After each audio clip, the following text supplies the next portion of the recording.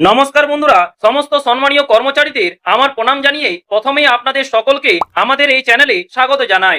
আজকের এই ভিডিওটি অত্যন্ত গুরুত্বপূর্ণ হতে চলেছে আপনাদের জন্য।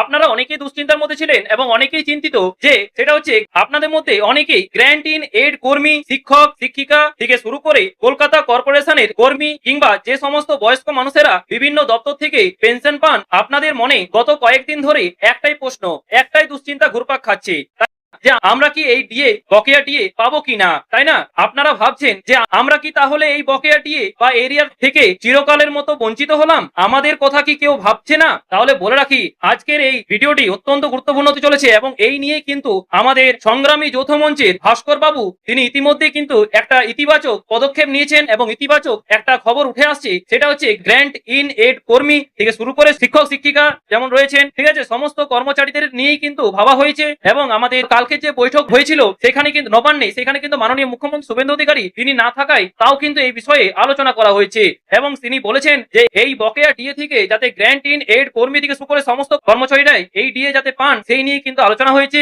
এবং সেটা কিন্তু আগে আইএফএমএস পোর্টালের মাধ্যমে কিন্তু পাঠানোর একটা ব্যবস্থা করে থাকলেও সেটা কিন্তু বিভিন্ন জটিলতার কারণে পাঠানো হয়নি। তাছাড়া আরো কি কি উঠে আসছে সেটাই কিন্তু আজকের এই ভিডিওতে থাকছে।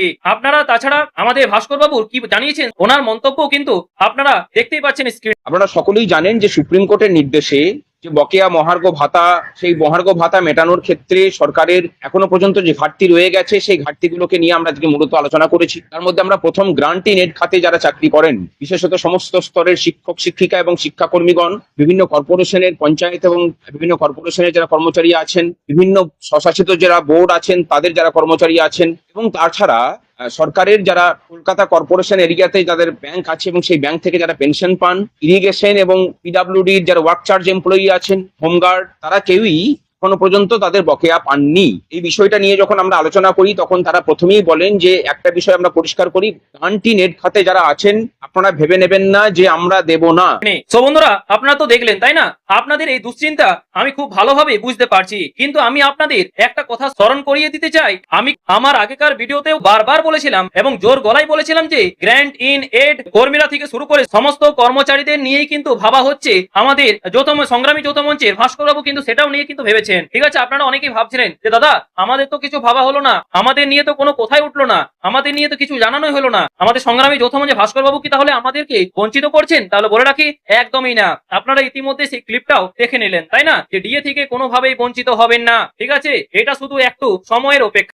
আর আজ নবান্নের গুরুত্বপূর্ণ বৈঠকের পর আমার সেই কথাই কিন্তু অক্ষরে অক্ষরে মিলে গেল, তাই না? তাছাড়া হ্যাঁ, আপনাদের সকলের জন্য বিরাট খবর এবং স্বস্তির খবর নিয়েই কিন্তু আজকের এই ভিডিও। যারা ভাবছিলেন যে আপনারা টাকা পাবেন না তাদের বলি, আপনাদের চিন্তার কোনো কারণ নেই। আজকের ভিডিওটা একদম বিস্তারিত টু দা পয়েন্টে আলোচনা করব যে নবান্নে হওয়া বৈঠকে আমাদের সংগ্রামী যৌথ মঞ্চের আহ্বায়ক মাননীয় ভাস্কর বাবু মহাশয় ঠিক কি জানিয়েছেন, সরকারের তরফ থেকে কি আশ্বাস, সবটা কিন্তু আপনাদের সামনে জলের মতো পরিষ্কার করে দেব। চলুন শুরু করা যাক। তার আগে মূল আলোচনায় আসার আগে আপনাদের কাছে একটা ছোট্ট বিনীত অনুরোধ, আপনারা যদি এই চ্যানেলে নতুন হয়ে থাকেন তো অবশ্যই কিন্তু এই চ্যানেলটিকে সাবস্ক্রাইব করে পাশের বেল আইকনটি প্রেস করে রাখবেন, যাতে আমি চাই না যে আপনি পরবর্তীতে কোনো ডিএ, পেনশন বা সরকারি আপডেট সংক্রান্ত কোনো গুরুত্বপূর্ণ খবর মিস করেন, ঠিক আছে। অবশ্যই কিন্তু পাশে থাকবেন এবং আমাদের এই চ্যানেলের একজন ফ্যামিলি মেম্বার হয়ে অবশ্যই যুক্ত থাকবেন, অবশ্যই আপনারা উপকৃত হবেন। চলুন শুরু করা যাক। দেখুন, আসুন এবার মূল বিষয়ে ঢোকা যাক। সুপ্রিম কোর্টের নির্দেশ অনুযায়ী বকেয়া মহার্ঘ ভাতা বা ডিএ মেটানোর বিষয়ে আজ নবান্নে একটি অত্যন্ত গুরুত্বপূর্ণ বৈঠক ছিল।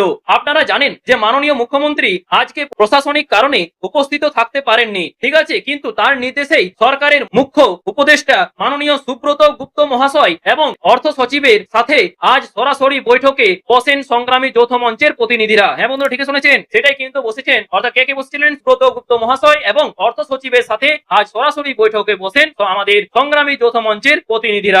তাহলে আপনারা বলবেন যে এখানে কি কি আলোচনা হয়েছে সেটা তো আপনি বলুন, সেটা তো বলছেন না। তাহলে বলে রাখি এই বৈঠকের মূল নির্যাসটা কি। দেখুন, গত 1 তারিখে যে বিষয়গুলো নিয়ে আলোচনা শুরু হয়েছিল আজ তার একটা চূড়ান্ত রূপরেখা তৈরি করার চেষ্টা হয়েছে। ভাস্কর বাবু স্পষ্ট জানিয়েছেন যে সুপ্রিম কোর্টের নির্দেশে বকেয়া ডিএ মেটানোর ক্ষেত্রে সরকারের যে ঘাটতিগুলো এখনো রয়ে গেছে সেগুলো নিয়েই কিন্তু আজ চোখে চোখ রেখে কথা হয়েছে। হ্যাঁ বন্ধুরা, ঠিক শুনেছেন, সুপ্রিম কোর্টের নির্দেশ অনুযায়ী কিন্তু এই বকেয়া ডিএ মেটানোর প্রবল সম্ভাবনা কিন্তু রয়েছে এবং সেই বিষয়েই কিন্তু আমাদের ভাস্কর বাবু তিনি তিনি কিন্তু আলোচনা করেছেন। এবার চলে আসি সেই প্রসঙ্গে যার জন্য আপনারা এতক্ষণ ধরে অপেক্ষায় ছিলেন, তাই না? সেটা হচ্ছে সবচেয়ে বড় চিন্তার জায়গাটায়, সেটা হচ্ছে যে গ্র্যান্ট ইন এড খাতে যারা চাকরি করেন, যা অর্থাৎ সমস্ত স্তরে শিক্ষক, শিক্ষিকাগণ, শিক্ষাকর্মী, বিভিন্ন বোর্ড, পঞ্চায়েত, কলকাতা কর্পোরেশন, স্বশাসিত সংস্থার কর্মচারী এবং ইরিগেশন বা পিডব্লিউডি ওয়ার্ক চার্জ এমপ্লয়ি থেকে শুরু করে হোমগার্ড, আপনারা এখনো বকেয়া পাননি, তাই না? সেটা কিন্তু ইতিমধ্যে ওনারাও জানে এবং আমরাও জানি। সো তার জন্যই কিন্তু আজকের বৈঠকে এই প্রসঙ্গটা উঠতেই কিন্তু সরকারের তরফ থেকে প্রথম যে কথাটা বলা হয়েছে সেটা শুনলে আপনাদের অনেকটা স্বস্তি মিলবে। এমন তো ঠিকই শুনেছেন, অনেকটা স্বস্তি মিলবে। সেটা কি? সেটা হচ্ছে সরকারের প্রতিনিধিরা পরিষ্কার বলেছেন যে আপনারা এটা ভেবে নেবেন না যে আমরা আপনাদের টাকা দেব না। তাহলে আটকে আছে কেন? প্রশ্নটা আসতেই পারে, স্বাভাবিক জিনিস, যে তাহলে আটকেটা কেন রয়েছে সেটা তো বলুন। তাহলে দেখুন, সরকার যা জানিয়েছে সেটা হচ্ছে কিছু প্রশাসনিক জটিলতা এবং টেকনিক্যাল বা ক্যাটাগরি ত্রুটির জন্যই এই দেরিটা হচ্ছে, ঠিক আছে? তাছাড়া আপনারা হয়তো ভাববেন যে কি সেই ত্রুটি, তাই না? তো বলে রাখি, ভাস্কর বাবু কিন্তু এই একই প্রশ্ন করেছিলেন। তখন সরকার জানাইছে যে HRMS এবং IOSMS পোর্টাল, এই দুটো পোর্টাল ভিন্নভাবে কাজ করে। শিক্ষা দপ্তরের জন্য যে IOSMS পোর্টাল আছে সেখানে নাকি প্রতি বছর এমপ্লয়ীদের কোড পরিবর্তন হয়ে যাচ্ছে, যার ফলে হিসেব মেলাতে সমস্যা হচ্ছে, ঠিক আছে? কিন্তু সংগ্রামী যৌথ মঞ্চের প্রতিনিধিরা এই যুক্তি মেনে নেননি। ভাস্কর বাবু অত্যন্ত দৃঢ়তার সাথে পাল্টা প্রস্তাব দিয়েছেন যে তিনি বলেছেন যে 2016 সাল থেকে আজ পর্যন্ত যাদের এমপ্লয়ি আইডি অপরিবর্তিত আছে আমরা সেই সমস্ত নথি আপনাদের কাছে জমা করব। হ্যাঁ বন্ধুরা, ঠিক শুনেছেন, আপনাদের কাছে জমা করব।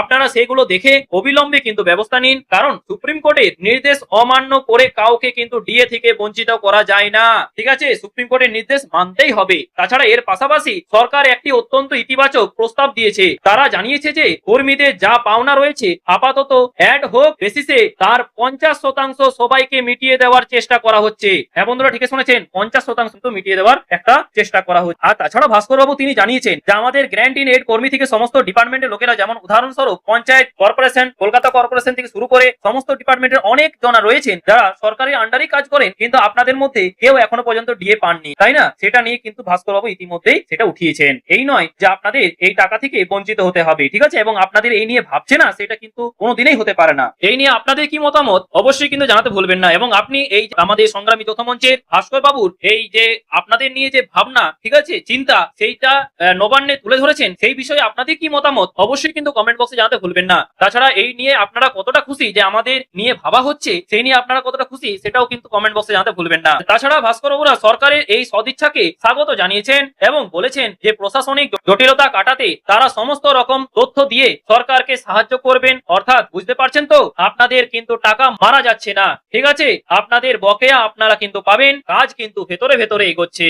এবার চলে আসি সেই প্রসঙ্গে, সেটা হচ্ছে শুধু যে স্থায়ী কর্মীদের কথা আলোচনা হয়েছে তা কিন্তু নয়। আমাদের যে সমস্ত ভাই বোনেরা অর্থাৎ অস্থায়ী বা চুক্তিভিত্তিক পদে কাজ করছেন তাদের কথাও কিন্তু আজ গুরুত্ব সহকারে উঠেছে, ঠিক আছে? ভাস্কর বাবুরা স্পষ্ট প্রস্তাব দিয়েছেন যে এজেন্সি প্রথার বিলুপ্তিকরণ করতে হবে। যারা এজেন্সির মাধ্যমে কাজ করছেন তাদের সরাসরি সরকারি আওতায় এনে একটা নির্দিষ্ট বেতন কাঠামোর মধ্যে যুক্ত করার জোরালো দাবি জানানো হয়েছে। সরকার জানিয়েছে যে এর জন্য কিছুটা সময় লাগবে, তবে তারা প্রতিদিন এই বঞ্চনা দূর করার জন্য কিন্তু কাজ করছে। যারা দিনের পর দিন রাস্তায় বসে আন্দোলন করেছেন তাদের কথা বলেনি যৌথ মঞ্চ। তাহলে বন্ধুরা, আজকের নবান্নের বৈঠকের পুরো চিত্রটা কিন্তু আশা করি আপনাদের সামনে আমি তুলে ধরতে পারলাম, তাই না? এবং গ্র্যান্ট ইন এড কর্মী থেকে শুরু করে পেনশনার, আপনারা কিন্তু যারা এতকাল ধরে দুশ্চিন্তায় ছিলেন, আপনাদের বকেয়া পাওয়ার পথ কিন্তু এবার ধীরে ধীরে প্রশস্ত হচ্ছে। আপনাদের অধিকার কেউ ছিনিয়ে নিতে পারবে না। এবং আজকের এই আলোচনা নিয়ে আপনাদের কি মতামত, আপনারা কি ভাবছেন, এবং আপনাদের যদি কোনো প্রশ্ন থাকে তো অবশ্যই কিন্তু কমেন্ট বক্সে জানাতে ভুলবেন না। তো বন্ধুরা, ভিডিওটি যদি আপনাদের কাছে তথ্যবহুল এবং দরকারি মনে হয় তো অবশ্যই কিন্তু আপনাদের একটা লাইক করবেন এই ভিডিওতে। এবং সমস্ত কর্মচারী, হ্যাঁ বন্ধুরা, ঠিক শুনেছেন, এটা অবশ্যই করবেন, সমস্ত কর্মচারী ও পেনশনার বন্ধুদের সাথে অবশ্যই এই ভিডিওটি শেয়ার করবেন, যাতে ওনারাও এই ইনফরমেশনটা পেয়ে উপকৃত হয়। এবং এই যে দুশ্চিন্তা ছিল এতদিন ধরে যে আমরা গ্র্যান্ট ইন কর্মী, আমরা এই পৌরসভার কর্মী, আমরা পঞ্চায়েত কর্মী, আমরা কলকাতা কর্পোরেশনের পেনশনার, আমরা কি এই ডিএ থেকে বঞ্চিত হলাম, আমরা কি তাহলে এই ডিএ পাবো না, সেই নিয়ে কিন্তু আপনাদের আশা করছি এই ভিডিও থেকে অনেক দুশ্চিন্তা কেটেছে এবং ওনাদেরকেও কিন্তু কাটাতে সাহায্য করবেন, ঠিক আছে? এইটুকুই আমার বিনীত অনুরোধ। তো বন্ধুরা, আজকে এই পর্যন্তই, দেখা হচ্ছে পরের ভিডিওতে নতুন কোনো আপডেট নিয়ে। থ্যাংক ইউ, পাশে থাকবেন, সুস্থ থাকবেন।